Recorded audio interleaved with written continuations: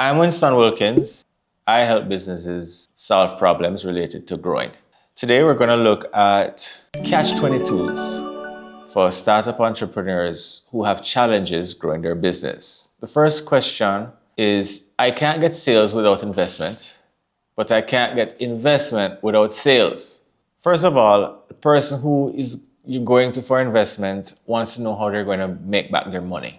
Typically, they make back their money through you selling something. So let's say you had a product. You wanted to sell that product. You find a customer who has the problem that your product can solve. You need to have a conversation with that customer to be able to decide whether your product is a fit for their problem. If it isn't a fit for their problem, then you find another customer who their problem is a fit for your product. Do that enough times, you will start to find that there are more customers than you have capacity to be able to sell to. That's a great problem for an investor to solve. An investor says, wait, you have 1,000 people line up at the door for your product, but you can only serve 100 people. I can give you money to serve the 1,000 people, and you give me a share when you're able to sell to the additional 900. Next question. How can I launch my business without money? Doesn't it take money to make money? Well, it depends. A business is really just about presenting your solution to somebody with a problem, and they have the money to pay for that solution. So an example of that could be a car. You are helping to solve a transportation problem for somebody. You put a for sale sign on the car. Your number is on the for sale sign. They call you. You sell the car. Didn't cost you anything. Cost you the cost of the for sale sign to put on the car. Or you could pay to put the ad in the Sunday classifieds. People see the ad. They call you. You negotiate the price. You sell the car. Same principle applies if you have a bottle of honey. Let people know at trade shows or on a supermarket shelf or the corner shop that you have this honey for sale. You put up like a little poster or a little sheet of paper that has your number on it, maybe the picture of the bottle of honey. They call your number. You negotiate a price. You sell it. You solve the problem of liquor sweetener in the house. So what's the principle here? People have to acknowledge that they have a problem. You let yourself known to them that you have a solution, and they have a way of contacting you for you to then negotiate the price and you collect their money. And launching your business is as easy as that. It's growing a business from there that becomes hard. Next question. I'm building a two-sided marketplace.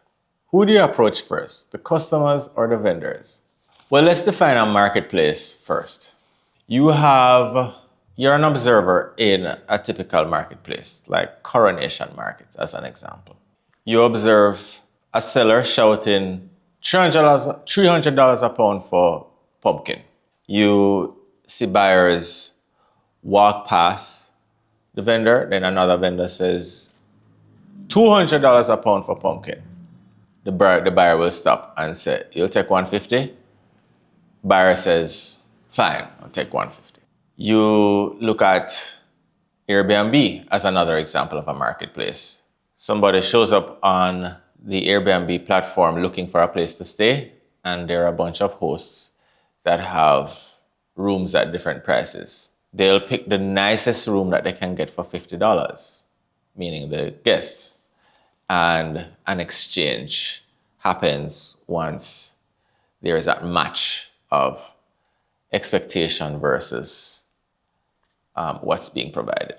So to tie it together, there's a principle of a marketplace being a place where buyers can discover sellers, an exchange can be made so that a problem can be solved. So what do you focus on first if you are managing a two-sided marketplace? Let's say you owned the market.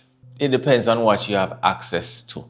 If you have more access to tourists, then you focus on the tourists and say, hey, let's do a tour of Coronation Market. It's the largest farmers market in Jamaica. If you have access to farmers, you say to the farmers, hey, I have the largest farmers market in Jamaica. Put your stuff here and I will promote to buyers for you. A better example would have been, I have a running club, and if I have 1,000 runners in my running club, a water company or a drinks company is going to fall head over heels for my offer to put them in touch with my running club. So it can work either way. It just depends on how attractive you make what you have access to the other side. Let me know how that works out with your two-sided marketplace. So that's it for Catch 22. Thanks for joining us. I'm Winston Wilkins. I help companies reach massive scale from the Caribbean using media and tech. You can find me on LinkedIn. Take care.